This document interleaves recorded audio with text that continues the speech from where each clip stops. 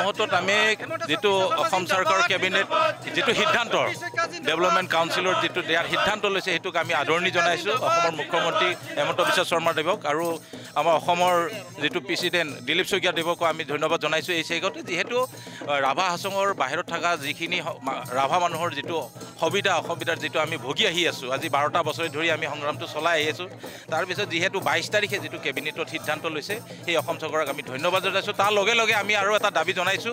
যে অন্যান্য পৰিষদটো দিয়ে যাতে ৰাভাসকলক যাতে এইটো এটা টুপি পিন্ধাৰ ব্যৱস্থা নকৰে তাৰ লগে লগে 6 শিডিউলটো দিয়াৰ ব্যৱস্থা কৰিব লাগে আমাৰ দীৰ্ঘদিনীয়া সমস্যা ৰাভা জাতীয় এটা আমি 6 শিডিউল বিচাৰি থকা এটা জাতি এই হিচাপে ৰাভা হাছঙৰ যেহেতু 6 শিডিউল বিচাৰি আছো